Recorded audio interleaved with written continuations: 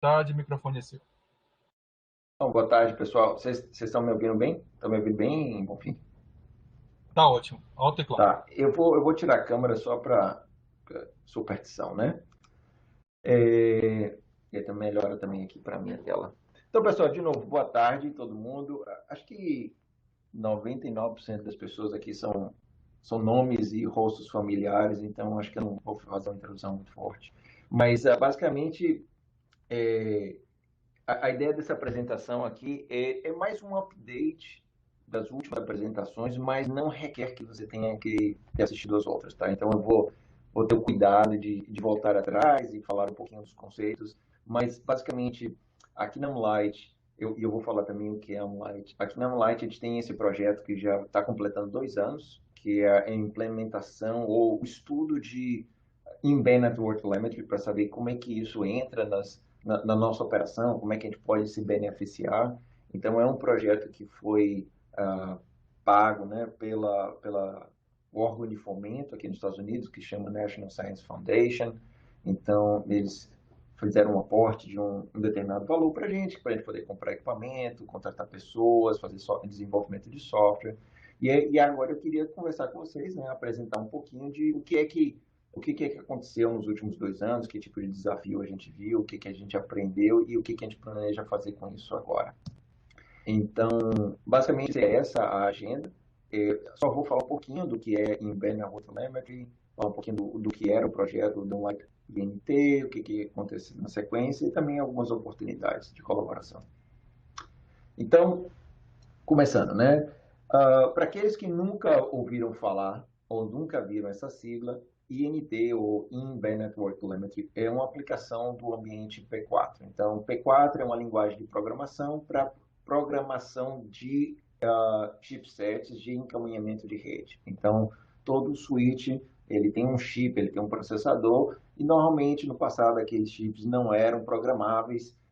Você comprava da Cisco, comprava da Juniper, da Extreme, de um fabricante qualquer e já vinha com software, você simplesmente fazia a configuração. Né? Você usava o Junos, usava o iOS, o iOS XR, você usava o que o fabricante disponibilizava para você.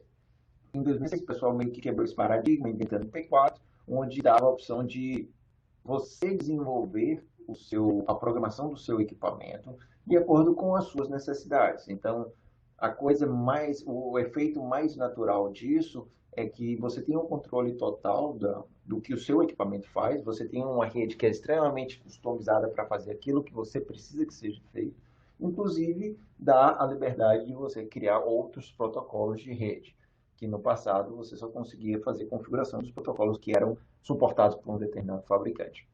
Então, o conceito de P4 foi muito legal, muito bonito, muito lindo, mas já de cara muita gente percebeu, olha, eu estou satisfeito com o que o meu equipamento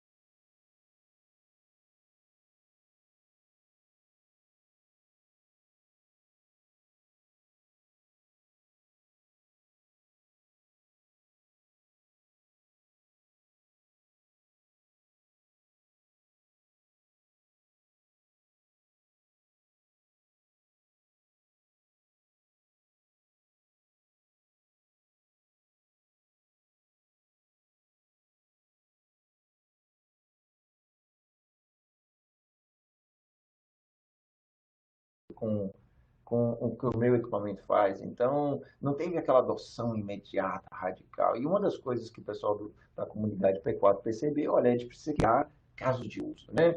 Inovações. Vamos mostrar exemplos de como as pessoas podem se beneficiar com o P4.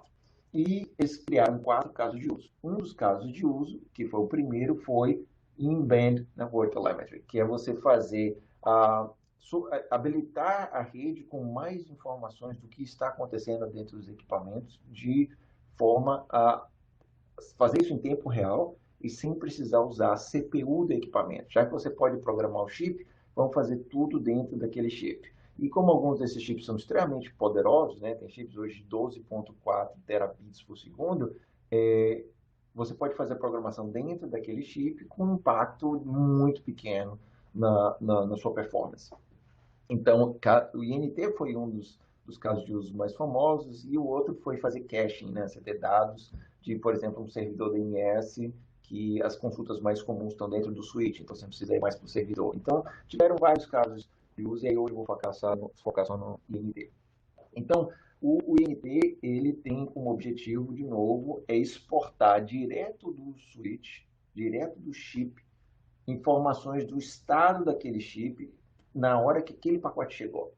E aí você coloca essa informação dentro do pacote e ao final da sua topologia, na borda da sua topologia, você remove essa informação e aí você vai saber exatamente por que aquele pacote está do jeito que ele está. Por quê? Porque a cada switch que ele passou no meio do caminho, ou cada roteador que ele passou no meio do caminho, o contexto daquele equipamento foi adicionado ao pacote. Então, exemplos de telemetria que você pode adicionar, por exemplo, é você dizer por qual porta ele entrou, por qual porta ele saiu, qual era a utilização de buffer ou de memória daquele equipamento, qual foi a hora precisa, nanosegundos que aquele pacote entrou, qual foi a hora que aquele pacote saiu, quanto tempo levou dentro daquele equipamento, se você tiver equipamento Wi-Fi, qual é a potência do rádio, se você tem equipamento que é bateria, qual é a potência da bateria, você pode adicionar qualquer informação dentro naquele pacote.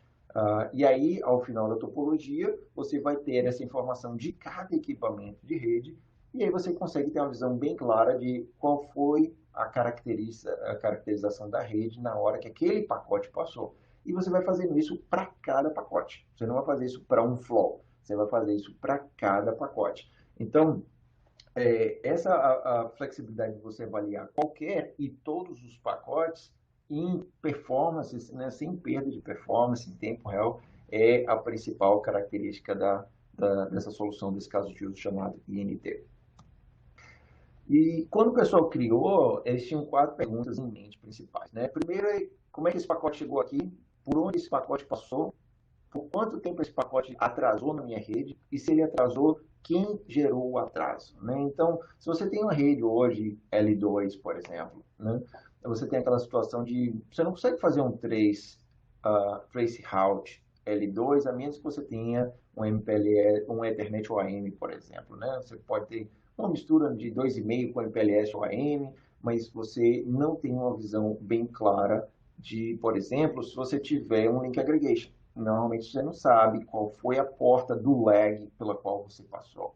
Você sabe que veio do lag, mas você não sabe exatamente qual membro daquele lag foi responsável por aquele pacote. Se você tiver uma rede seja puramente Layer 2, se você tiver ICMP, por exemplo, é extremamente complicado hoje você fazer um trace. Só que com o INT é bem simples. Mesmo que você tenha túneis, PRE ou qualquer outro tipo de túnel, você pode taguear, né, fazer a telemetria e dizer, ó, veio por tal túnel em tal porta física, né, porque o túnel está em cima de uma infraestrutura física. Então, esse conceito de prova de trânsito foi um dos principais conceitos definidos na época da escrita do INT por causa das redes de mercado de ações, né? As redes de mercado de ações, elas têm critérios muito bem definidos de como o pacote tem que passar, e todo pacote ele é registrado.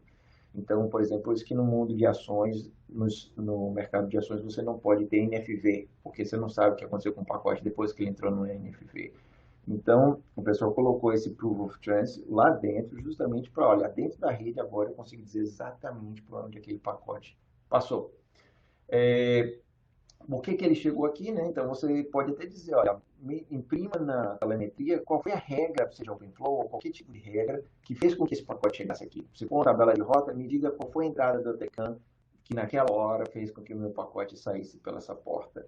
Então, isso aí é bastante interessante para você fazer troubleshooting, entender por que eu estou indo para a fila A e não para a fila B, né? Então, você pode registrar esse tipo de coisa. Uma outra coisa muito importante é quanto tempo levou o pacote dentro do meu equipamento, né? Então, toda vez que vocês fazem um ping e o ping começa a oscilar, né? Seja qualquer tipo de oscilação, seja de nanosegundos ou milissegundos, normalmente isso é criado pelos buffers dos equipamentos no caminhão, né? Então, cada vez que o pacote passa pelo equipamento, ele pode levar um tempo completamente aleatório em relação ao pacote anterior. Então, saber qual é o equipamento que está introduzindo o jitter, né, a variação de delay, é muito importante. E se você está vendo que, de repente, um equipamento está tendo muito delay, é interessante saber por quê, né? Então, se você tem um delay no seu encaminhamento do seu pacote, é porque aquele pacote entrou numa fila e você quer saber quem estava na fila antes daquele pacote. Então, saber quem são os fluxos, os pacotes que estão naquela memória junto com você é extremamente importante para você fazer, por exemplo, a avaliação de regras de QoS, entender por que as filas estão do jeito que estão e até fazer a prova de trânsito baseada em fila. Então, o que é bastante, se não for impossível, bastante complicado hoje. Então, como é que funciona em INT? Um exemplo aqui, você tem um Node A no lado esquerdo, um Node B no lado direito. O Node A e o Node B são computadores normais que não sabem que existe INT na rede. Então, eles vão simplesmente mandar o pacote lá com o seu TCP/IP, com o payload, e aí no momento que ele entra na topologia, o primeiro switch que suporta INT vai adicionar um cabeçalho, vai adicionar telemetria, e a partir daí os switches do meio do caminho, se eles perceberem que tem telemetria, eles adicionam. Se eles não suportarem telemetria, eles simplesmente deixam passar. Então, você vai vendo que o pacote vai aumentando, cada pacote, cada hop, né, cada equipamento de caminho adiciona um pouquinho mais de telemetria. O último switch da minha topologia é programado para remover a telemetria, gerar um relatório, enviar para uma máquina coletora e mandar o pacote original para o Node B. Então, os nodes das pontas não têm ideia de que isso está acontecendo e aquele coletor ali no final, que é o equipamento 5, ele tem a visão completa da rede naquele momento que aquele pacote passou. E isso, de novo, é para cada pacote. Antes de eu falar um pouquinho do projeto, deixa eu falar do que é a Amlight. Né? A Amlight ele é um ponto de troca de tráfego acadêmico distribuído. Ele é basicamente um consórcio que envolve a RNP, a Rede Acadêmica de São Paulo, a FAU, onde eu trabalho, a Rede Universitária Acadêmica do Chile, a Rede Acadêmica Latino-Americana, o órgão de fomento americano, que é a National Science Foundation, e todos eles, de alguma maneira, colocam infraestrutura ou dinheiro para montar essa infraestrutura que está aqui. Né? Então, a gente tem hoje 600 GB de upstream, né, de conexão entre os Estados Unidos e a América Latina, tem 100 GB até a África, indo até a África do Sul. É uma rede de produção SDN, ela suporta tanto tráfego comercial quanto tráfego acadêmico. Então, a gente tem, ao mesmo tempo que tem um projeto de genoma, a gente tem Netflix rodando em cima dessa infraestrutura. A gente opera essa rede com OpenFlow e tem ponto de presença na Flórida, no Brasil, Chile, Porto Rico, Panamá, África do Sul. E a gente tem um caso de uso muito específico para INT, que é um telescópio que está sendo construído, que vai ser instalado no norte do Chile. Então, esse telescópio que chama Vera Rubin Observatory, ele é o telescópio óptico de maior lente no mundo. A lente já está pronta. A partir de um momento que ele entrar em produção em 2022, ele vai conseguir tirar foto da metade do céu e vai fazer isso em intervalos de 27 segundos. Então, ele tem um caso grande uma necessidade grande de banda, porque essas fotos são enormes, e essas fotos vão ser catálogos, né? Então, os catálogos, basicamente, eles funcionam como... Esse projeto vai ser como se fosse o Google do céu. Então, se você está monitorando alguma coisa no céu, esse cara vai te dizer tudo o que aconteceu nos últimos, sei lá, 27 segundos no universo. E isso é extremamente importante, porque a cada foto espera-se que vão ter pelo menos 10 mil eventos acontecendo. Então, a comunidade vai estar esperando essas fotos e quem estiver pesquisando, por exemplo, supernova, que é o tópico principal, eles vão estar tendo a supernova no quadrante tal, e aí todo mundo vai redirecionar seus satélites ou redirecionar seus telescópios, seja amador ou seja profissional, para tentar capturar aquele evento. Então, eles criaram um SLA, né, de requisitos da nossa rede, que é extremamente crítico, que a gente só pode ter 2 problemas por ano, e esses problemas têm que ser resolvidos em 24 horas. Né? Então, um SLA dessa natureza é extremamente complicado, ainda mais para uma aplicação que vai funcionar de noite. Então, normalmente a gente não tem operador de noite, ou não tem engenheiro de rede de noite, só tem operador funcionando, e é a hora que eles vão usar com mais vontade. Então, a gente precisa ter essa capacidade de responder as perguntas, né? Por que a rede está assim, por que a rede está assado, por que está funcionando bem, por que está perdendo um pacote. E a gente tem que tentar resolver tudo antes da próxima janela, que vai ser em 27 segundos. Ou seja, a gente não tem tempo para precisar de um ser humano para identificar por que essas coisas estão acontecendo. A gente tem que automatizar o máximo possível. E aí que INT é bastante importante, porque INT ajuda com um monte de informação, né, e dá um monte de resposta para a maioria das perguntas que a gente tem em mente. Então, basicamente, o nosso projeto Light INT, ele começou em novembro de 2018, ele tinha o objetivo de instrumentar a nossa rede para poder suportar telemetria, suportar INT. Porque, como vocês sabem, né, os switches atuais, eles não estão prontos para isso. Então, a gente precisa adquirir novos switches, precisa adquirir um sistema operacional, criar um sistema operacional. Porque o INT, ele não tinha código de produção. Ele não, o primeiro código de produção que eu conheço é o nosso. Pelo menos funcionando com os requisitos da especificação. Então, a gente precisou comprar equipamento, precisou desenvolver o software para tanto gerar a telemetria quanto consumir a telemetria. E a ideia era ter pelo menos um switch no Chile, no Brasil, e 3 nos Estados Unidos, ao longo da rota, que é essa linha vermelha do projeto do telescópio. Então, é uma parceria com um fornecedor de software. Então, a Noviflow é um fabricante um desenvolvedor de sistema operacional para rede. Ele faz código em cima desses white boxes, né, que são essas caixas genéricas, que tem um chip programável. E o mais famoso de todos hoje é o Barefoot Tofino. Né? Então, a Barefoot era uma empresa, né, foi comprada pela Intel tem um ano, e fabricava essas soluções de inovação de rede, criou o Tofino, criou agora o Tofino 2 e o Tofino 3, justamente para permitir que você possa programar o chip você mesmo com muita performance. Então, ele tem 32 portas de 100 GB, por exemplo, o switch. Os mais novos já são 32 portas de 400 GB. E é um custo extremamente baixo, né, comparado com fabricantes normais. E ele suporta toda essa parte de SDN, OpenFlow, P4 Runtime, e tem uma série de funcionalidades extras que a gente tem interesse, né, como BFD, que é o Bidirectional Forwarding Detection, e Link Aggregation. E a gente está usando a especificação 1.0, foi quando a gente começou, hoje já existe a especificação 2.0. Cadê o slide? Ups. E bom, filho, acho que, não sei se vocês estão vendo os slides, mas para mim está branco aqui. Pra gente Carregou. tá ok. Carregou aqui. Demora um pouquinho só. Então, assim, no início, uma apresentação que a gente fez um ano atrás, a gente apresentou mais perguntas do que... Ou quando a gente fez a proposta, a gente tinha mais pergunta do que resposta, obviamente, né? Então, os textos em vermelho são essas respostas, essas aí são as lições aprendidas, né? Então, no início, a gente queria saber o seguinte, olha, eu preciso monitorar todos os fluxos, dá para só escolher alguns fluxos? Como é que eu escolho quais fluxos eu quero monitorar? Então, hoje a gente aprendeu, né, depois de 2 anos, que a gente consegue processar até 10 milhões de pacotes por segundo, e esse processar tem entre aspas, porque define muito,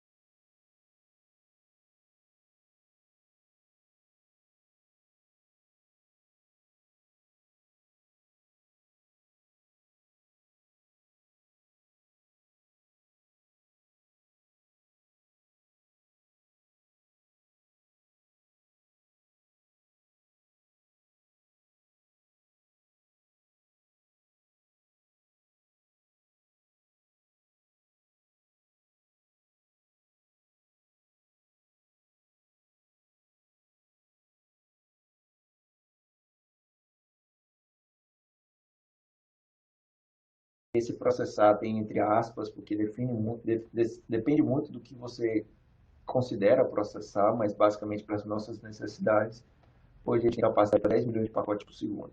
Lembre que é importante ter em mente que você monitora cada pacote. Um fluxo de 100 gigabits por segundo, ele gera muitos pacotes. Então, eu vou colocar esses números ali para frente. Mas a gente entende que 10 milhões de pacotes por segundo está suficiente para a infraestrutura que a gente tem.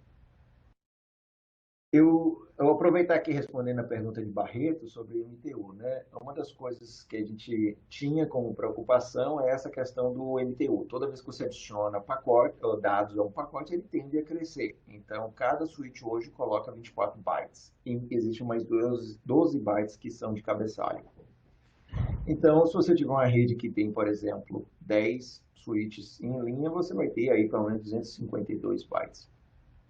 No caso do switch do Tofino, o MTU é de 10 mil bytes. Então, é um MTU extremamente generoso, comparado com a maioria dos fabricantes, e a comunidade acadêmica meio que definiu um tempo atrás, meio que padronizou, que o MTU é 9 mil, né?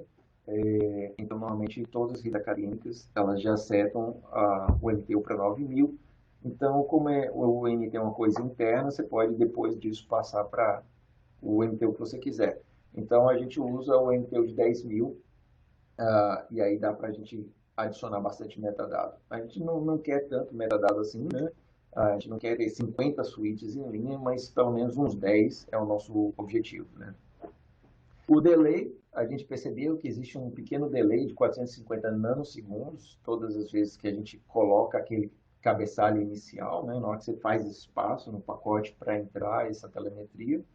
E só que numa rede como a nossa, que é baseada em long haul, que todos os links têm pelo menos 55 milissegundos, ou seja, 10 mil vezes maior, 450 nanosegundos não chega a ser um problema. Óbvio que se fosse uma rede de data center seria uma outra pergunta, outra resposta, né? Mas para a nossa rede não é um problema. Você conseguir processar 10 milhões de pacotes por segundo não é qualquer máquina, não é uma infraestrutura que você pode ignorar, né? Então, às vezes, colocation, né, você ter hospedagem de máquina é um desafio, porque a gente não quer telemetria passeando pela rede, a gente quer que cada POP colete a telemetria, processe e só mande sumários. A gente não quer centralizar toda a telemetria num ponto central, porque lembra, né, cada pacote gera telemetria. Se todos os switches começarem a redirecionar a telemetria para um ponto central, vai gastar a banda da rede e aquele ponto central também ficaria sobrecarregado. A gente descobriu como fazer, descobriu uma maneira, né, descobriu não, chegou-se a uma solução de como monitorar fluxo de maneira seletiva. Então, usando o OpenFlow estendido, experimental, a gente consegue escolher quais são os fluxos que a gente quer monitorar. Então, isso é bom, porque a gente não quer monitorar tudo. A gente consegue chegar a uma conclusão de que é real-time, né, que é dentro da rede, porque a gente quer o mais rápido possível. Então, o nosso objetivo é ter um relatório da rede a cada 200 milissegundos, que vai ser completo, dizendo tudo o que aconteceu naqueles últimos 200 milissegundos, mas a gente sabe que tem capacidade para responder em 100 milissegundos, mas 200 por agora está suficiente. A gente está com um desafio hoje maior de como processar mais pacotes e como armazenar esses pacotes, né? Hoje a gente não consegue armazenar esses pacotes. 10 milhões de pacotes por segundo é muito pacote, mas a gente já chegou a um ponto que a gente consegue processá-los, manter algumas informações de memória e registrar as variações, né, as mudanças de status. E eu vou falar um pouquinho mais disso mais para frente, né? Mas basicamente a gente não consegue fazer isso com nenhuma linguagem de espaço de usuário. Então você não consegue fazer nada disso usando, por exemplo, um código em Python, um código em C, lá operando no espaço de usuário. Na verdade, não consegue nem no espaço de kernel. A gente teve que fazer um pouquinho dentro do kernel, sim, mas antes da pilha de rede do kernel do Linux. E a gente também tem essa ideia de que a gente quer compartilhar esses dados com os usuários. Se eles quiserem ter telemetria do que está acontecendo, por exemplo, tem usuário que pede, posso fazer um pooling, né, uma consulta SNMP a cada 1 segundo para o seu roteador, para eu ver a minha VLAN. A gente dizia não, mas agora a gente está trabalhando de maneira de que a gente já mande isso para o usuário de forma proativa. Óbvio que não vão ser 10 milhões de pacotes por segundo, vai ser mais sumários a cada 200 milissegundos, gastando apenas alguns kilobits por segundo, mas aí ele vai ter muito mais informação do que ele teria, por exemplo, usando SNMP ou outras informações de telemetria. Então, o que o switch hoje da gente, o que ele está capaz de disponibilizar, né? A identificação do próprio switch, a porta pela qual entrou, a porta pela qual saiu, a hora pela que ele entrou, a hora que ele saiu, a fila de saída e a utilização daquela fila de saída. E isso para cada switch. E o relatório consolidado também tem um timestamp tem o cabeçalho da TCP original e tem um número de sequência para você avaliar se você perdeu relatórios, né? Então, com essas informações aí, você tem muitas possibilidades. Então, voltando para caso de uso, o primeiro caso de uso foi a prova de Ansible, né? Então, se eu sei qual é o switch, se eu sei qual foi a porta de entrada, a porta de saída e a fila de saída, matou, né? Eu consigo aí definir exatamente qual foi o caminho que aquele pacote passou. E aí, se você começa a ver que, olha, uma hora ele vem por uma porta do lag, outra hora ele vem por outra porta do lag. Então, você pode perceber que, olha, parece que esse lag não está fazendo hashing da maneira que eu queria, ou ele está fazendo round robin.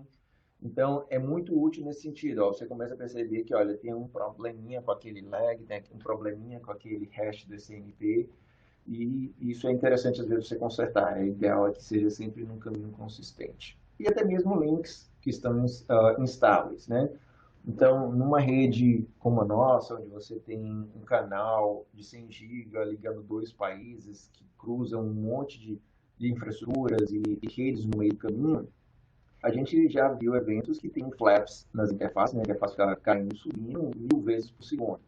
Então, às vezes, você não consegue nem perceber isso direto com o SNMP, você nem vê a interface caiu, porque quando você vai consultar, ela já subiu de novo, mas para a aplicação está impossível, ela não consegue usar. Então, isso é muito útil, né, você ter essa prova de trânsito, porque cada pacote que conseguir ser enviado, ele vai gerar um relatório e ele vai dizer, olha, eu vim por um caminho diferente dessa vez. E aí você consegue perceber links que estão flapando a ponto de você não conseguir nem perceber, que às vezes gasta tanta CPU do switch que o syslog nem manda mais, né? Então, isso é bastante útil. E uma das coisas que é extremamente inovadora dessa solução é que você consegue ver qual é a fila de saída, né? Então, todo mundo sabe, as portas de equipamento, elas têm filas com pesos, né? Você tem equipamentos que tem 4 filas, tem equipamentos que tem 8 filas, são filas físicas, que são suportadas no chip do equipamento, e essas filas, elas têm tamanhos. Os tamanhos são definidos pelo operador ou então pelo fabricante do equipamento. Então, o tamanho do buffer é o que vai indicar quanta banda você consegue utilizar e quanta banda você consegue reservar. Então, se você diz, olha, meu equipamento VoIP vai para a fila tal, é porque você fez uma política para reservar alguma banda naquela porta. Mas a banda não é uma banda, né? A banda é o tamanho do buffer, é o tamanho de memória que você vai hospedar naquela fila. Então, é importante você saber qual foi a fila que você usou para saber se a política QoS está direito, né? Está funcionando direitinho. E hoje, por exemplo, nem numa rede IP onde você tem um trace route, você consegue ver qual foi a fila de saída, né? Você consegue ver qual foi, da onde veio aquele equipamento e tal, o IP, e você consegue correlacionar com a porta, mas você consegue ver qual foi a fila que foi utilizada. Então, para quem mexe muito com QoS, sabe que normalmente é um troubleshooting bem manual e bem custoso. Esperando o slide carregar aqui. Não estou com sorte, não. Pronto. Então, o próximo é utilização de interface instantânea, né? Tanto de entrada quanto saída. Então, sabendo qual foram as interfaces, sabendo qual é o tamanho do pacote, você consegue monitorar a utilização de banda, né, de cada interface por pacote. Você consegue até fazer o cálculo de banda entre pacotes, né?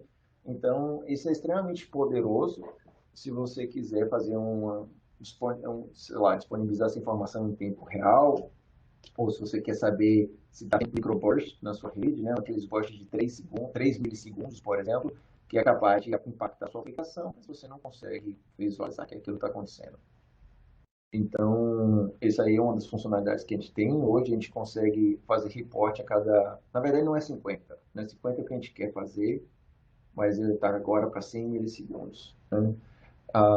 Dá para fazer 50 é só porque eu escrevi o número errado. Mas então, a cada 100 milissegundos, a gente está exportando qual é a utilização de banda de cada uma das interfaces. E eu já vi gente fazendo isso em teoria, né, em simulação, a cada 1 milissegundo. Então, não faz muita diferença.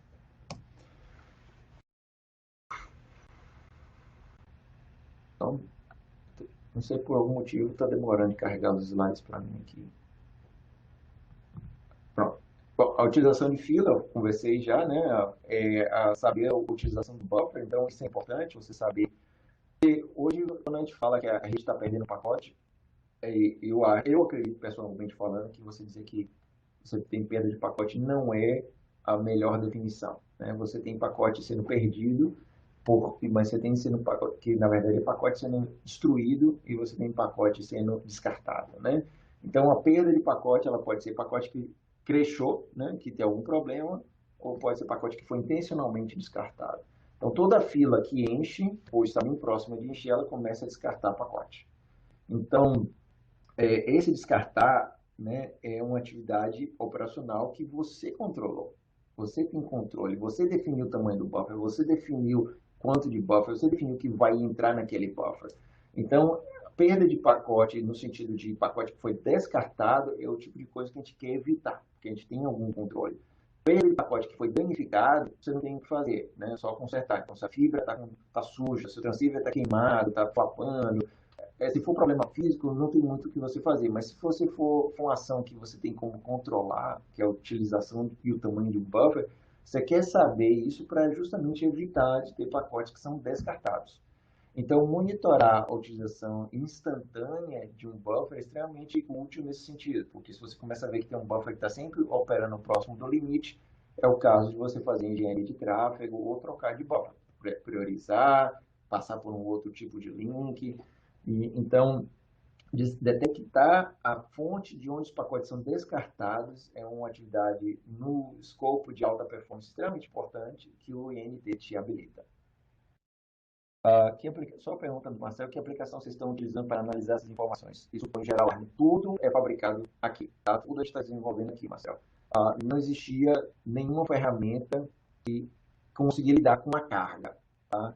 Então, a própria Intel, a Barefoot, fez um software, mas ela não chegou a comercializar naquela época, porque não é qualquer máquina que consegue suportar processar 2, 3 milhões de pacotes por segundo, e isso requer um ajuste de software muito criterioso, que eu vou falar um pouquinho mais para frente. Então, a gente teve que desenvolver tudo. E algumas das coisas a gente teve que desenvolver 2 vezes, porque a gente aprendeu que mesmo o que a gente achava que era eficiente, não era. Então, eu vou falar um pouquinho mais para frente da solução que a gente usou, que chama eBPF ou XDP, mas eu já chego lá. As fontes de jitter, né, as origens do jitter, isso também é interessante. Se você sabe a hora que o pacote entrou no switch, a hora que o pacote saiu do switch, você sabe quanto tempo o pacote ficou dentro do switch. Então, o tempo que ele fica ali dentro é diretamente relacionado à quantidade de buffer e à quantidade de gente naquele buffer, né? Então, quanto maior a fila, mais tempo, óbvio, né, leva para você sair daquela fila. Então, para a gente saber quem está sendo responsável por essa variação é extremamente interessante. Então, isso é útil para você fazer, identificar política de QoS, principalmente se você tem aquelas aplicações de tempo real, né? Então, vamos falar os desafios, o tipo de coisa que a gente viu, né? A gente simula aqui, pega os fluxos de 100 GB dos usuários, normalmente eles são 9.000 bytes, isso gera 1,5 milhões de pacotes por segundo. E lembra, telemetria gera um reporte para cada pacote, né? Então, pensa que você tem, a gente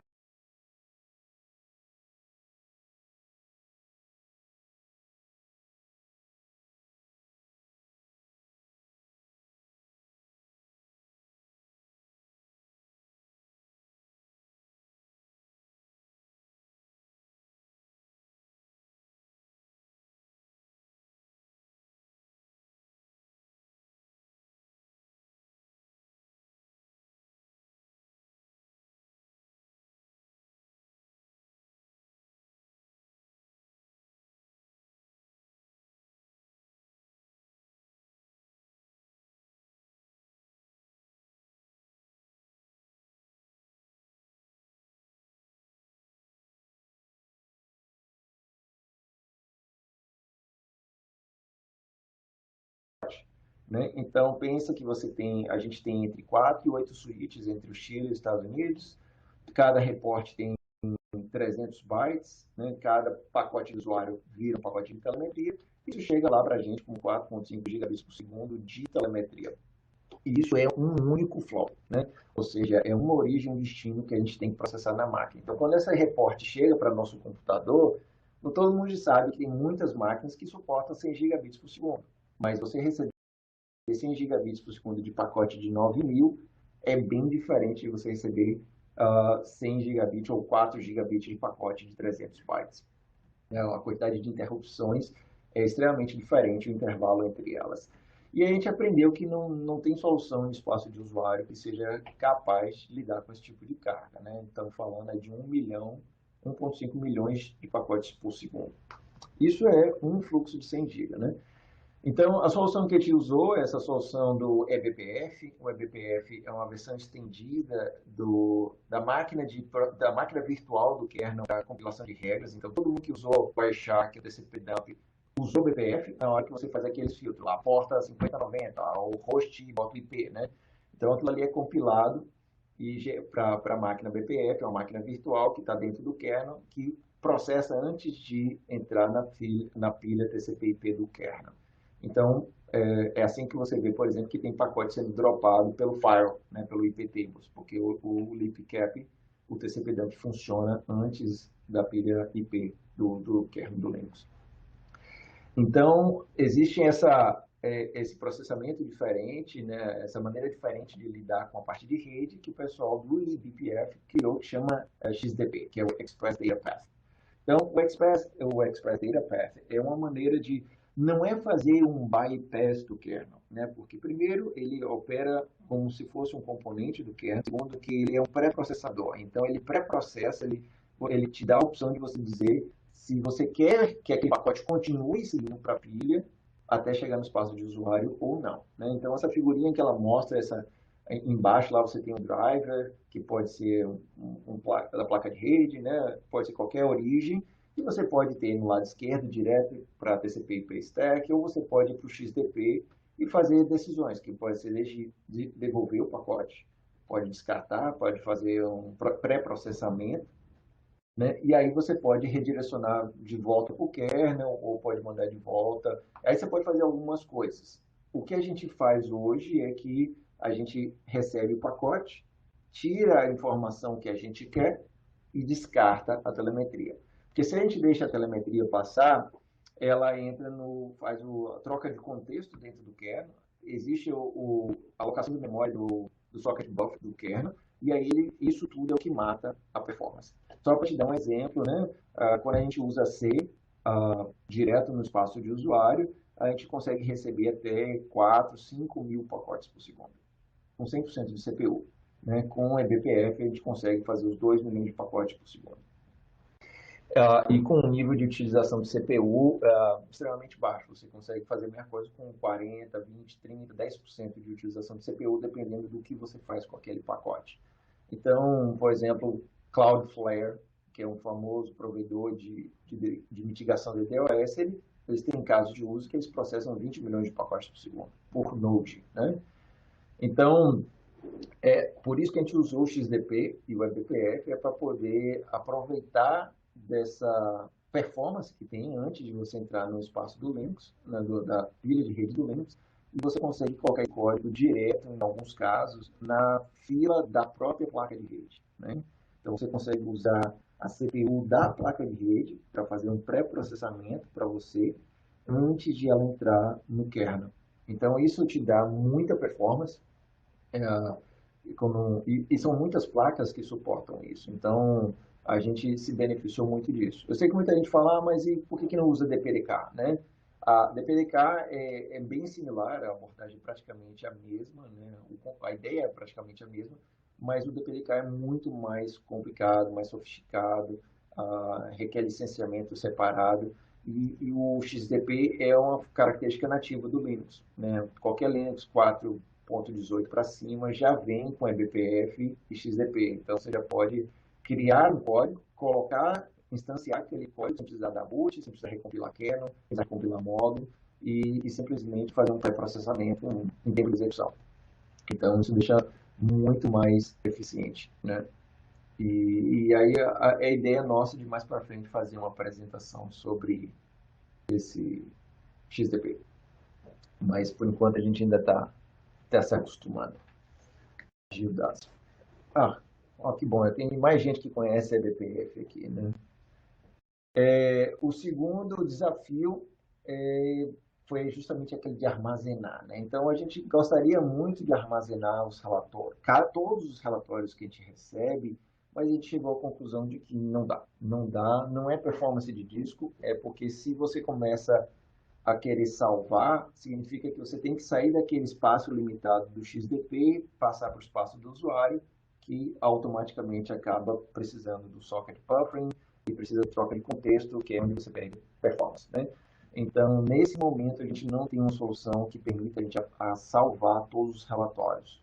A gente simplesmente faz isso que está nessa figurinha aí do slide. Então, o que a gente faz? A gente só loga hoje as mudanças radicais do comportamento. Então, você tem essa caixinha verdinha aqui, por exemplo, e essas caixinhas que estão linha tracejada ao redor, elas estão aqui dizendo que, olha, gravei aquele cara. Na hora que eu gravei aquele cara, eu defino um limite inferior e um limite superior. Se os próximos pacotes de telemetria ficarem dentro desse range aí, desse limite, eu não logo mais. Na hora que ele sair, aí eu pego logo de novo. Então, essa linha é contínua, né?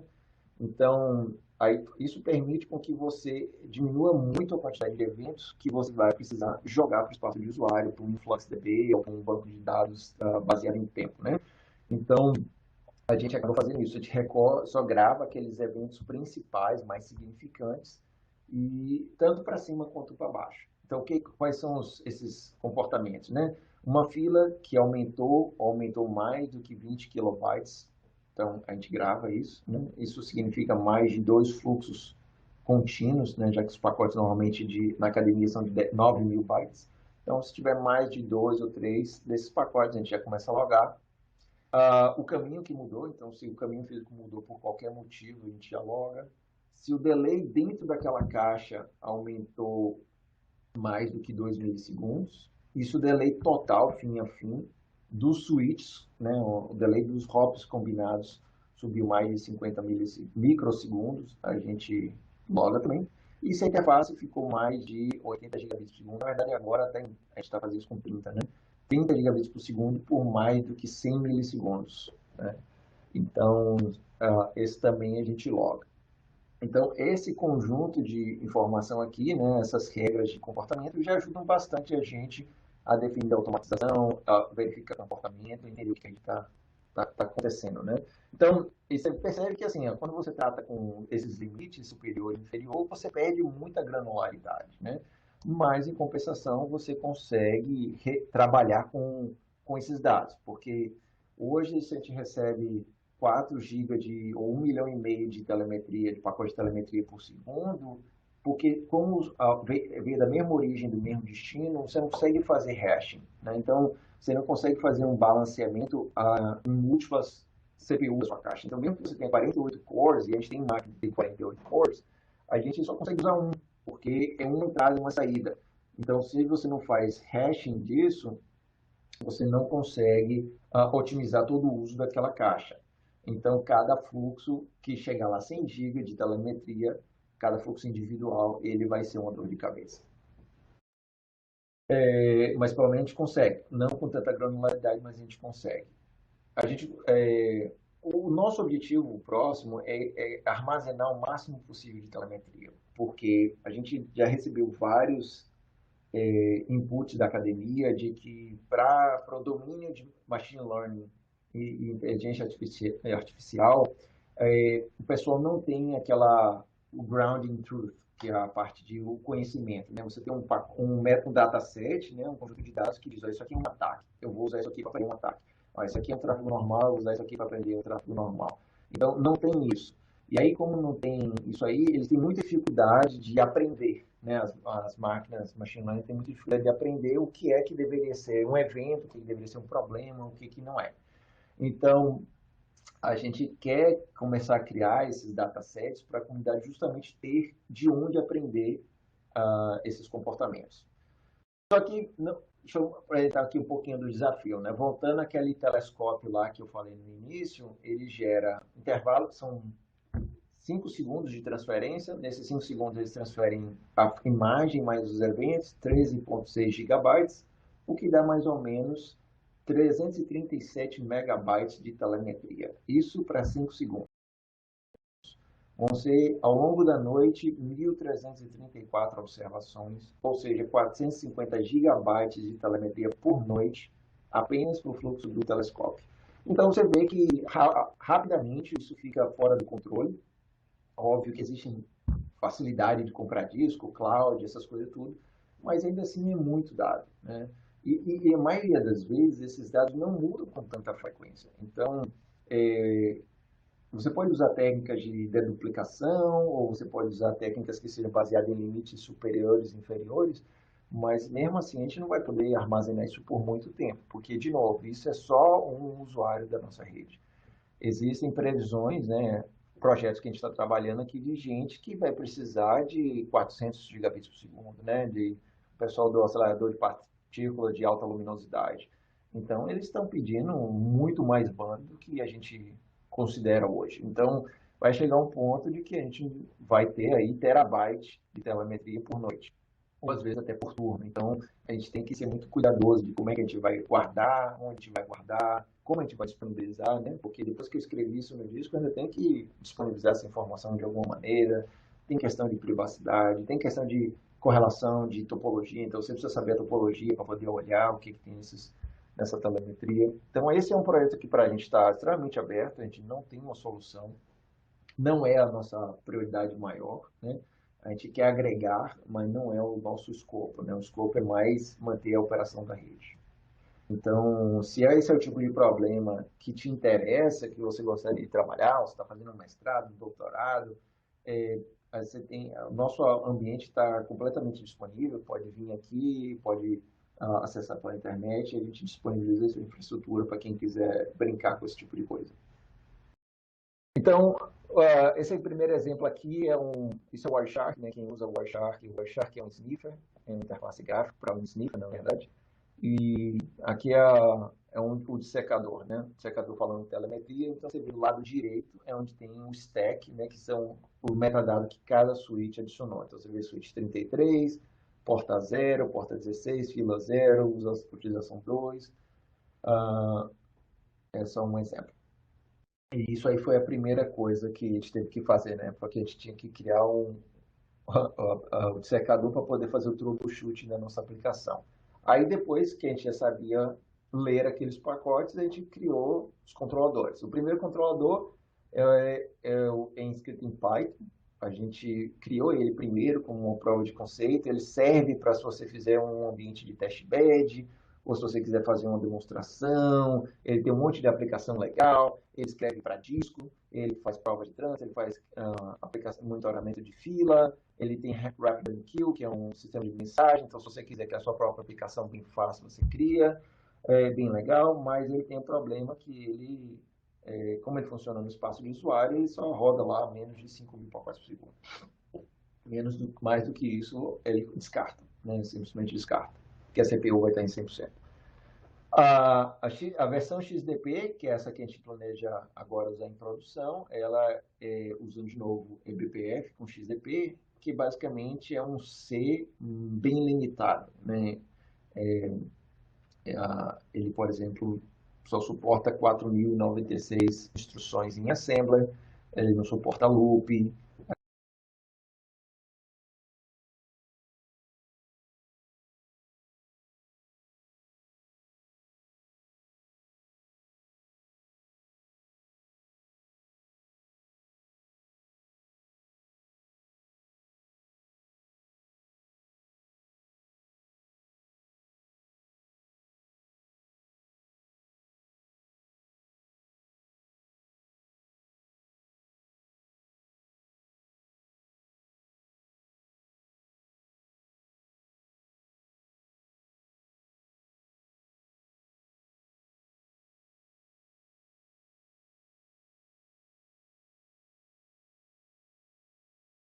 Assembler, ele não suporta loop, toda a alocação de memória precisa ser pré-testada, porque a última coisa que você precisa é dar um crash, né, um segmentation fault no início do kernel, antes do kernel começar a fazer. Então, ele é extremamente restrito, extremamente testado em tempo de compilação e ele não pode ter nada que seja imprevisível. Então, você não pode alocar memória indefinida, você não pode criar loop, não pode ter nada que possa fugir do controle.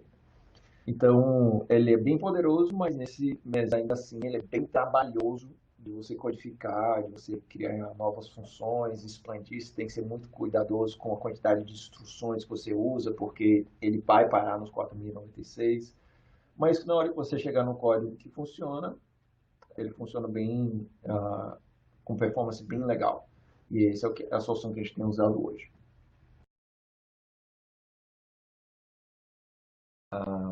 Só esperando carregar aqui.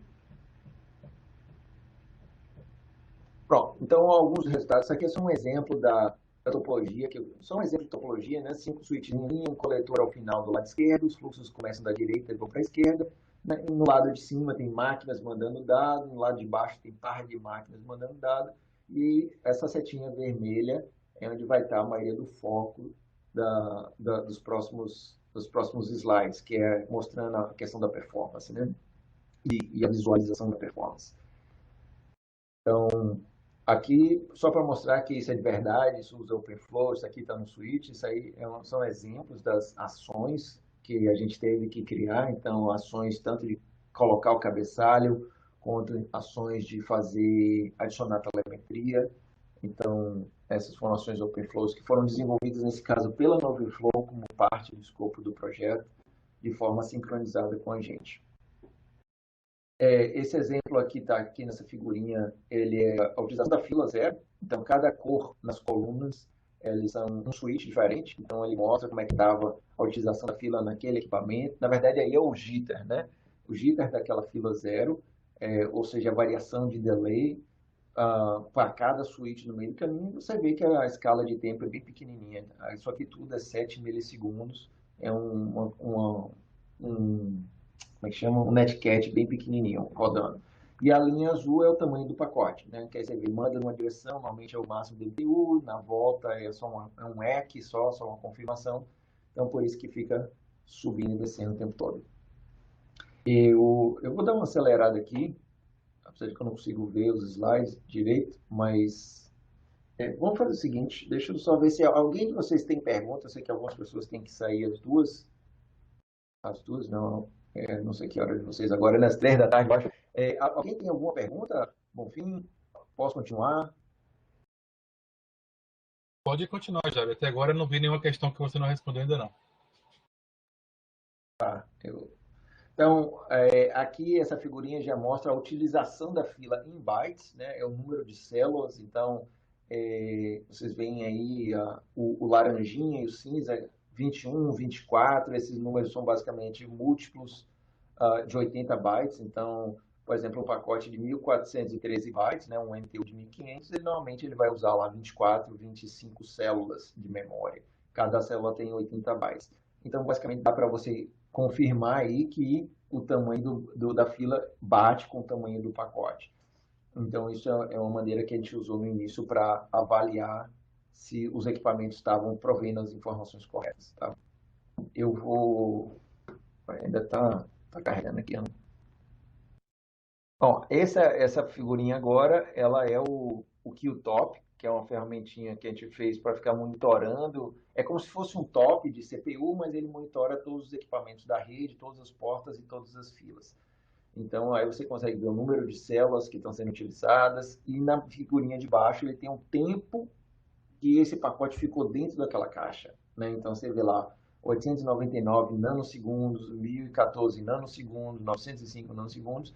E o primeiro, que é o switch de baixo, no V3, ele é o primeiro switch da rede. Então, é aquele que abre o espaço para poder colocar os cabeçalhos, né?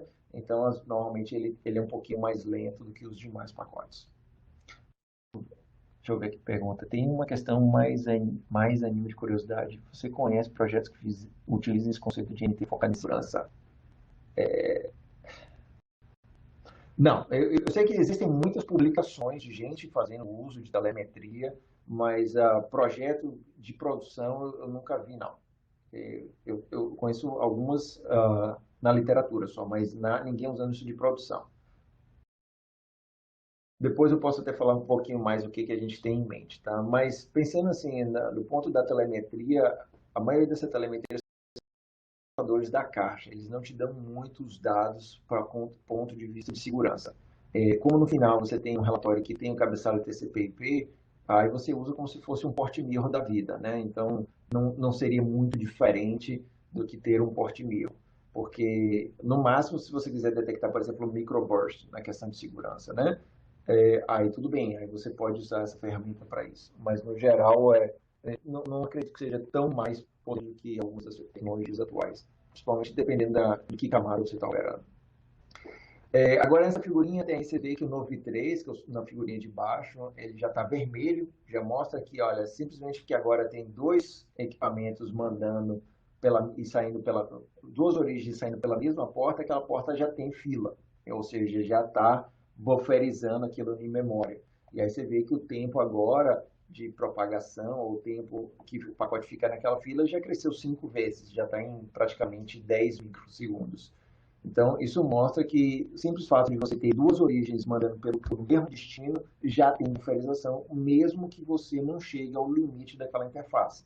Porque os clocks são os mesmos. Se você tem dois clocks de 100 GB entrando pacote e quer sair pela uma porta de 100 GB, que é do mesmo clock, porque todo mundo é 100 GB, óbvio que você vai ter que ter memória. E logo você vai ter que buferizar.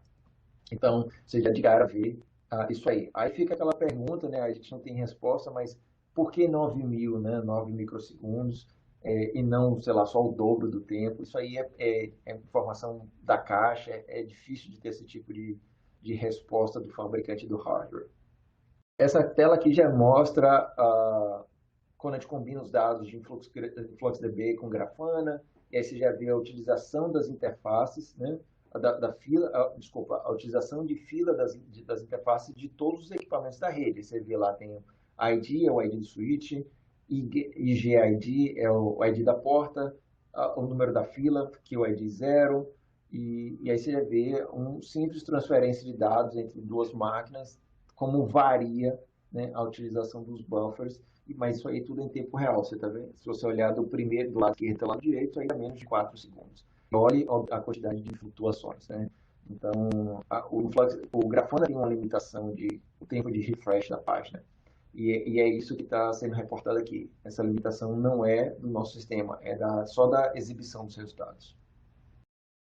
Então, com aquele tipo de informação ali, você já consegue perceber quais são as interfaces que vão possivelmente gerar drops, né? Gerar descarte de pacote. Essa outra figurinha aqui já mostra agora o delay por interface, né? O delay por equipamento do meio do caminho. Então, a gente viu aqueles 5 switches em linha e só tem um deles que tem oscilação, que é justamente o equipamento que está ligado na porta que tem aquelas múltiplas origens com uma saída.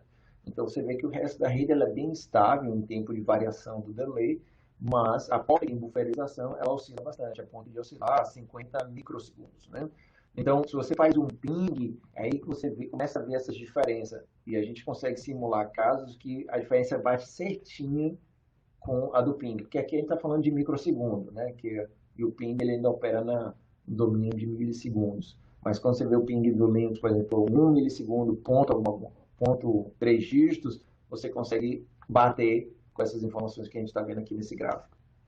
Então, aí de cara já começa a mostrar para você, olha, quais as interfaces, quais são os equipamentos que estão introduzindo um retardo extra na nossa rede. Aqui já tem outras informações, tem delay por hop e tem um delay total. E aí você vê que do lado esquerdo das barras vermelhas é um tráfego TCP, né? Um tráfego TCP, os fluxos TCP se acomodam na rede, eles operam um dia. E aí você vê que, por exemplo, na figura do canto superior esquerdo, ele já tem lá um negócio já na faixa de 450, 400 microsegundos de latência total. Por quê? Porque cada um gastou 50 GB de banda. Mas no caso do UDP, as duas máquinas estão mandando 100 GB. Né? E aí, duas máquinas mandando 100 GB, uma porta só de 100 GB de saída, óbvio que vai ter buferização. E aí você vê que buferiza tanto que a latência fica constante, porque está sempre no limite daquele buffer, né? Então, no caso aqui da figura superior do canto superior esquerdo, você vê lá, está 1 milissegundo constante. Então, esse é o tipo de retorno que numa rede de data center você já consegue ver no ping com extrema facilidade. Então, você vê que quão fácil é para um conjunto de fluxos UDP atrapalhar o funcionamento da rede.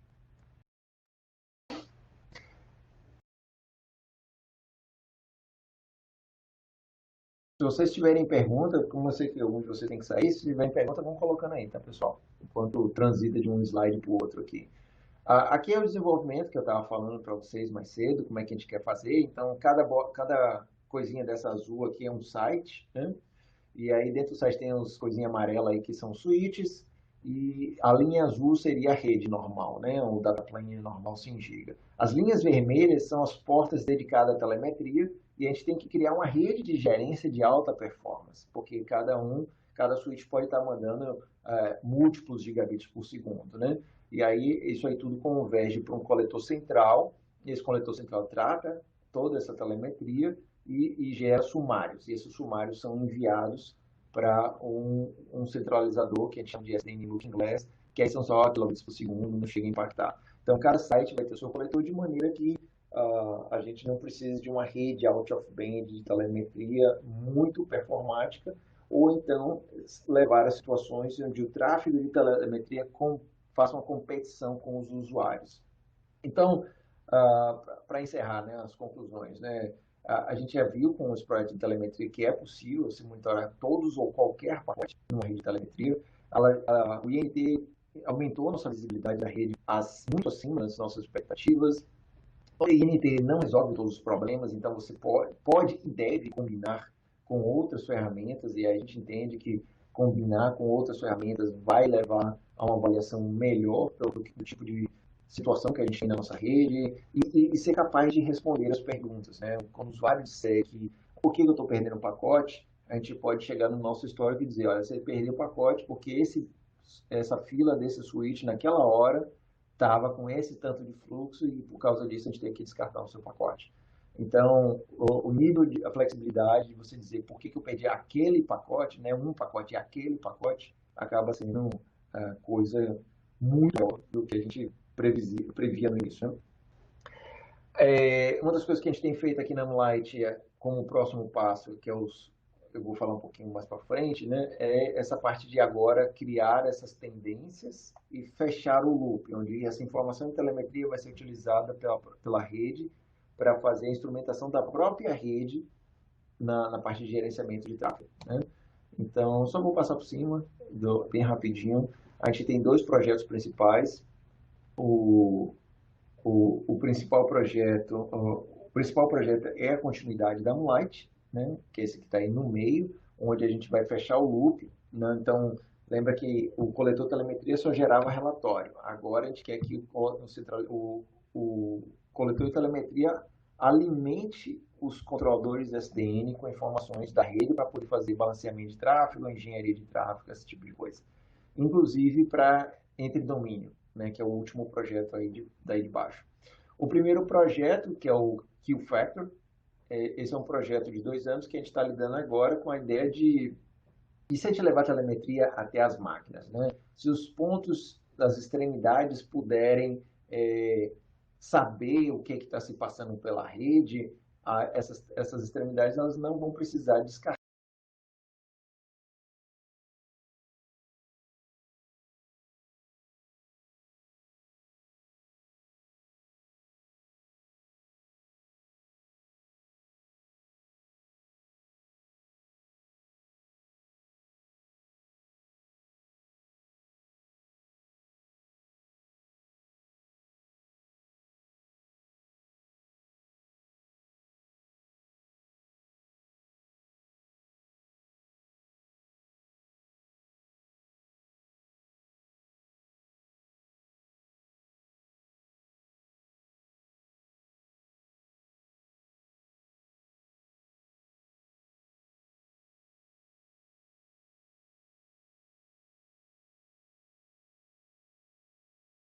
essas extremidades elas não vão precisar descartar pacote, né?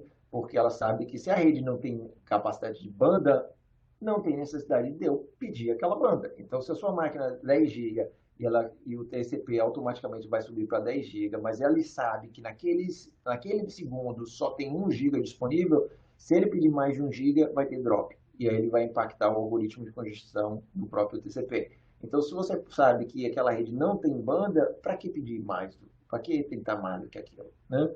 Então, eu sei que muita gente fala, mas tem o BBR, tem várias variações do controle de congestão do TCP, Rhino, HTCP, Hemion, tem vários modelos, né? E são baseados em 3 frentes, ou detecção de buffer, ou detecção de latência, e um combinado dos dois.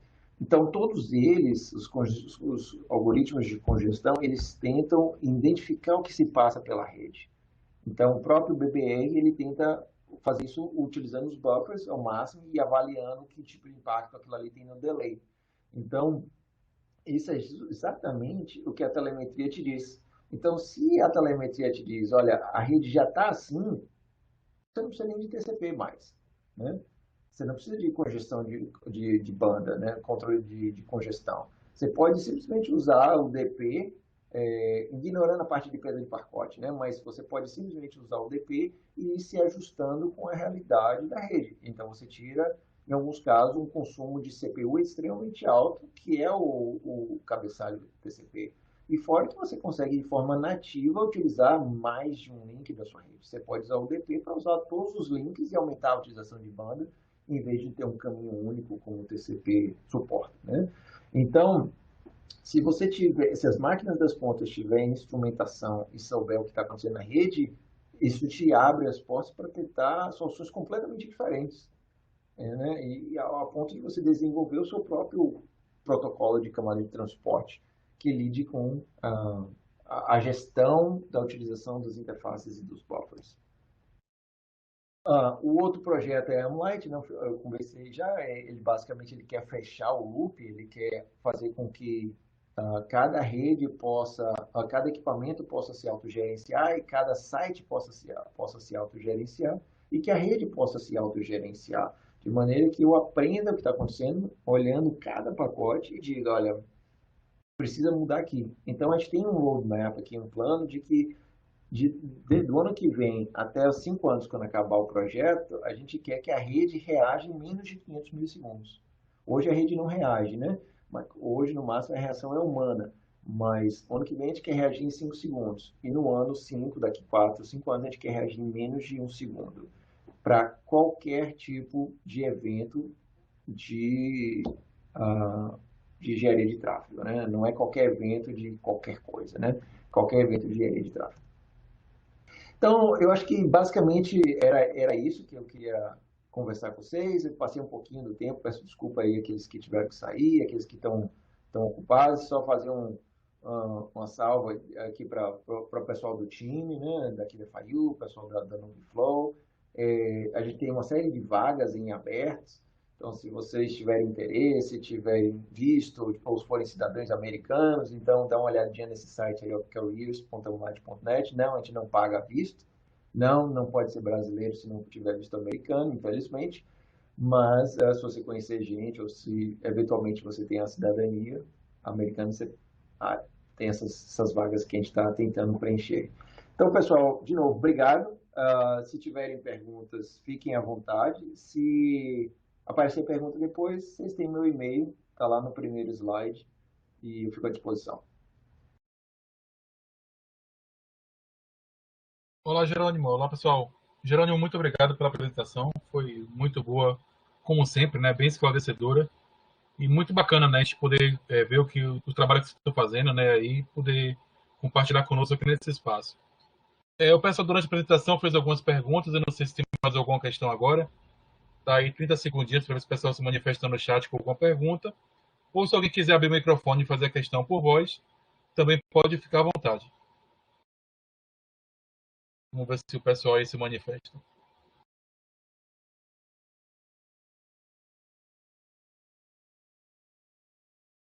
Ítalo, quer comentar alguma coisa, Ítalo?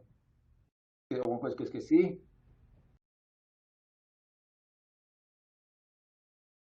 Eu acho que Ítalo tá sem microfone. Ele tá comentando no chat, mas pelo iconezinho dele, ele tá sem microfone. Ah, tá como só ouvinte, né? Isso, isso. Na verdade, todo mundo tá só como ouvinte, né?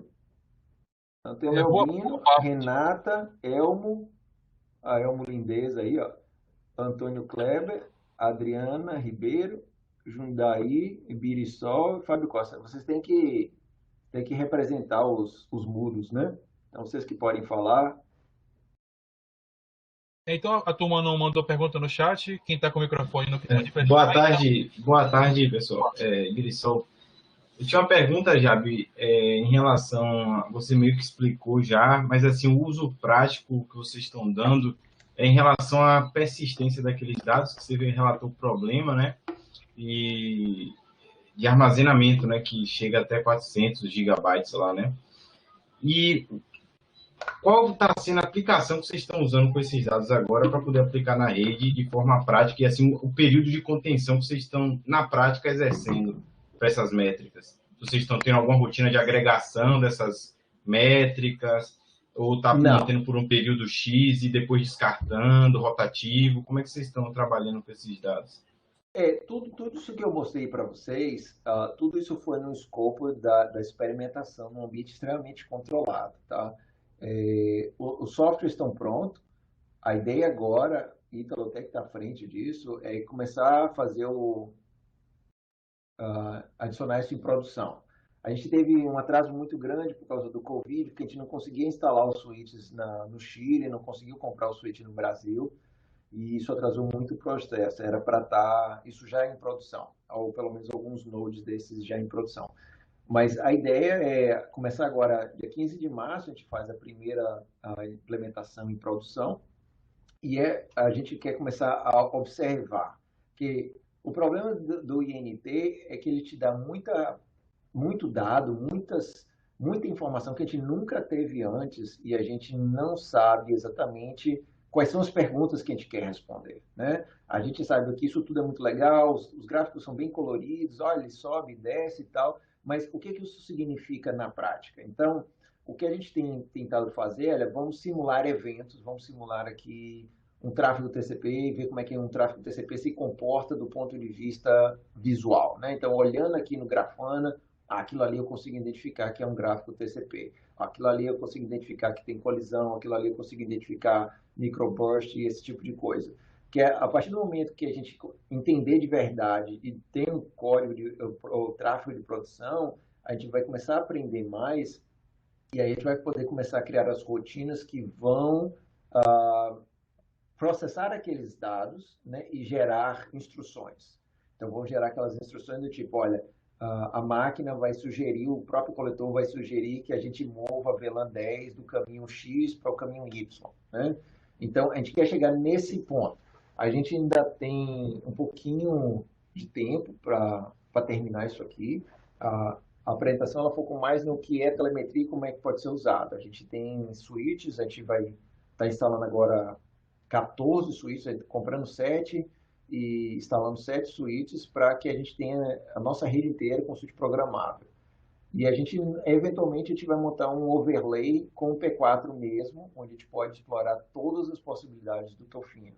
Mas isso tudo, assim, daqui 2 anos, aí eu vou poder dizer, olha, é perfeito para isso, é muito complicado para aquilo, responde essa pergunta, mas não respondeu aquela pergunta. Então, esse é um projeto em andamento, tá? Então, nem de longe vou dizer aqui que a gente já tem todas as respostas. O que eu tenho para te dizer é que a gente tem muita pergunta nesse momento. E à medida que for implementando isso em produção, a gente vai ter mais clareza. Perfeito, Jabi. Só mais uma dúvida, ainda relacionado. Naquele slide que você falou do threshold, que é usado para disparar, né? Se você pega aquela diferença ou não, né? Aquela informação ou não do pacote. Isso, aquele limiar ali, ele é fixo? Isso que eu não entendi. Ou ele é dinâmico, setado por vocês, ou é calculado?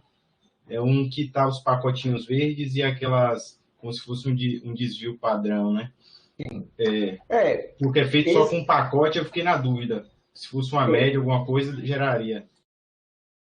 o limite, por exemplo, no caso de fila, ele é aquele valor que eu coloquei lá, 20 kilobytes, né? Então, para cada medição, ele calcula, se for o primeiro pacote, óbvio, ele salva. Se for o segundo, ele compara, é 20 kbytes maior ou menor do que o anterior. Se ficar dentro daquele range, ele não faz nada, né? Ele só grava qual foi o status na memória, não no banco, do último pacote, até perceber que fugiu do limiar. Ele não é adaptativo, se é isso que você está perguntando, né? Ele não vai. Isso é um projeto que Ítalo e eu a gente tem, que é, ao longo do tempo, a gente quer fazer o ajuste desses limiares de forma refletindo o que está sendo acontecendo agora, né? Então, se a gente percebe que tem um tráfego muito constante, mas ele está sempre dentro do limiar, mas ele varia bastante dentro daquele limiar, a gente poderia dizer, olha, aparentemente a gente tem memória e CPU para isso, vamos dar um ajuste fino, né? Vamos diminuir o limiar por 50%. Se a gente perceber que fugiu do controle, a gente aumenta mais 25%. E aí, se não fazendo esse ajuste adaptativo de acordo com a realidade da rede naquele momento. Só que isso exige um grau de desenvolvimento e conhecimento da topologia muito maior, que a gente não tem isso desenvolvido. Mas é perfeitamente factível, porque esses limiares você passa pelo espaço de usuário, né? Então, do espaço de usuário, você faz um mapping, você joga num mapa para o eBPF e a eBPF passa a usar aquilo ali. Então, basta qualquer aplicação que tenha acesso ao InfluxDB pode ficar lendo o InfluxDB e perceber que a rede está bem e chega lá e mandar um mapa para o eBPF e o eBPF, a partir de agora, passa a logar eventos diferentes. Tá? Então, isso aí é bem interessante, mas, por enquanto, é mais sonho do que qualquer outra coisa. Né? Não, perfeito, era nesse sentido mesmo. O Ítalo também deu um apanhado sobre isso ali no chat. Eu acho que tem bastante pano mesmo para manga aí, nessa parte de adaptação desses valores, dessas métricas, né? Ser dinâmico, enfim. Mas bacana o trabalho de vocês, muito interessante, viu? Parabéns pelo trabalho, pela apresentação, Jair. Obrigado aí por agraciar a gente com esse momento aqui no Net Café. Valeu, Billy, pelos feedback. Só assim, só deixando bem claro é que nosso ambiente ele é completamente aberto. Qualquer coisa dessas aqui que vocês quiserem ter acesso a mexer, ou experimentar, ou estudar, ou colocar seus alunos para mexer, isso tudo está disponível, tá? A gente quer isso porque hoje o grupo que trabalha com isso é muito pequeno, né? Então, a gente tem um monte de ideias, a gente já viu um monte de coisa acontecer, mas a gente não tem como agraciar todas as comunidades. E começando, por exemplo, pela comunidade de inteligência artificial, que pediu para a gente essas coisas. Então, hoje a gente está trabalhando com professores aqui da Escola de Engenharia, para ver se a gente começa a colocar alunos da área de machine learning, por exemplo, para começar a tentar tirar informação desses dados e dizer para a gente, olha, tem coisa aqui que está acontecendo que você não está vendo. Né? Tipo, fazer a pergunta que a gente não sabe hoje. Né? A gente precisa saber fazer as perguntas. Eu cheguei atrasado e não vi a apresentação. Vocês estão fazendo inferência de métricas de desempenho de redes a partir dos pacotes das filas. Além disso, estão utilizando métricas de desempenho do switch. A gente tem métrica de desempenho do switch. Se você puder elaborar aí um pouquinho o que é isso, ajuda. Mas a gente tem métrica a partir relacionados à fila realmente, né? Que é todo o jitter, o delay, tudo isso de alguma maneira está correlacionado com a fila em si. Não, CPU, memória não. Por quê? Porque CPU e memória do switch em si não importa nesse caso, porque a gente já faz isso direto no Tofino. Então, no próprio chip do dataplane, a gente faz isso. A gente pode extrair a informação de CPU da caixa, né? Mas aquela CPU ela não faz nada nesse processo. Então, normalmente ela fica a 1% de utilização e a memória é mínima. A CPU só é usado para instalar o fluxo na memória, né? Mas, a menos que eu estou entendendo que a memória seja a memória do switch, não a memória, o chip Tofino, tá? Tofino é o nome do chip do switch. Então, essas outras informações a gente não coleta porque elas têm informações a gente não coleta porque elas têm, para a nossa aplicação, ela tem zero impacto. Deixa eu ver se eu consigo voltar e mostrar para você o que a gente captura aqui, ó. Trabalho, é isso aqui. Então, esses são os dados, né, os metadados que a gente coleta de cada equipamento. Mais alguém? Perguntas? Sugestões? Reclamações? Bom, e agora... Oi, Jabi.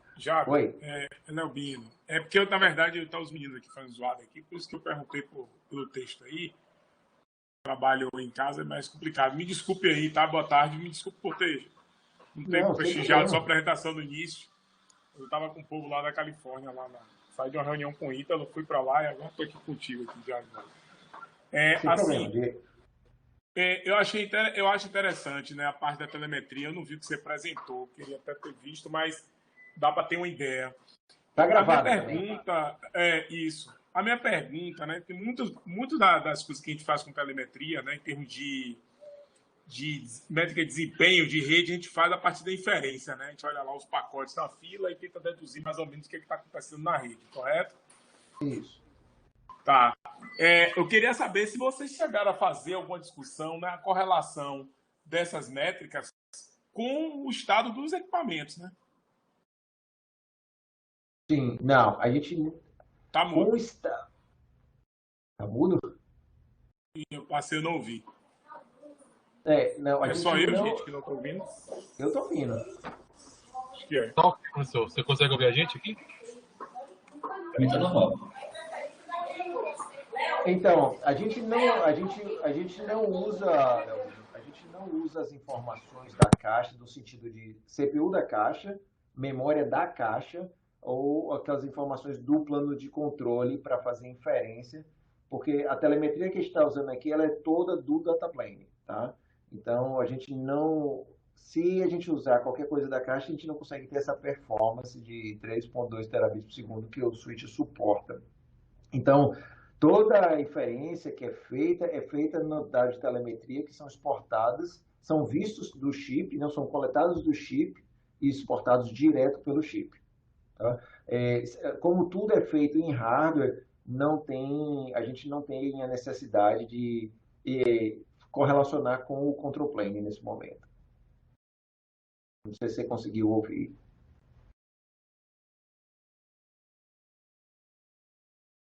Acho que esse é o tipo de caso, uma situação como a que você está pensando, é um ambiente mais wireless, um ambiente onde tem equipamentos de rede que fazem algum tipo de computação por software. Então, por exemplo, o próprio Tofino, e o próprio P4, dependendo da sofisticação do código que você criar, ele sim vai requerer que parte daquele código seja processado pela CPU da caixa.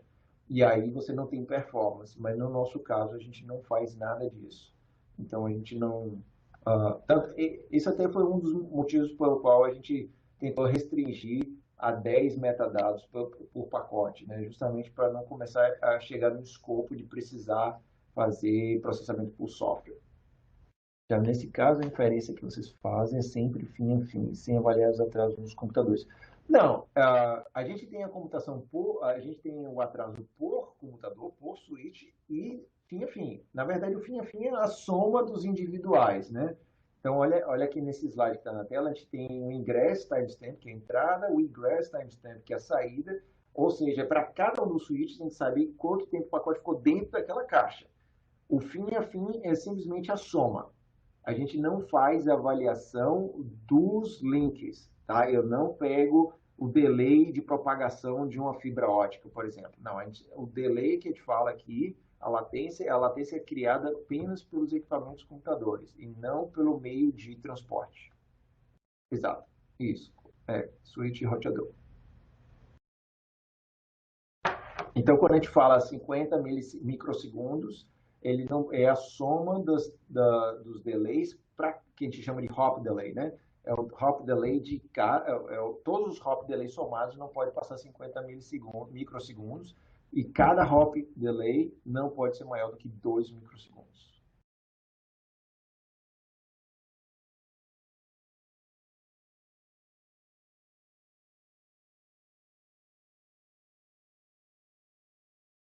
Foi? Tá bem. Mais uma vez, muito obrigado. Eu acho que foi muito bacana, né? São 15h30, então temos quase 1 hora de sessão. Aí, se o pessoal ainda tiver mais alguma questão, mais alguma consideração, aí eu peço, por favor, que mande para a Jabe por e-mail. E aí, se for necessário, também, talvez, eu estou vendo que tem uma turma boa aqui, do grupo de pesquisa do professor Lobino, né? O próprio professor Lobino, o Ítalo. Pode até combinar, quem sabe, um bate-papo depois, mais próximo aí, para discutir algumas questões, né? Dada a agenda do professor Lobino, de Jabe, etc. Mas por hora eu acho que tá ok, né? Não tem mais questões. Eu agradeço a Jabe aí e a todos que estão acompanhando até aqui. Então, pessoal, boa tarde a todos. Bom final de semana. Vamos encerrar a transmissão por hoje. Obrigado.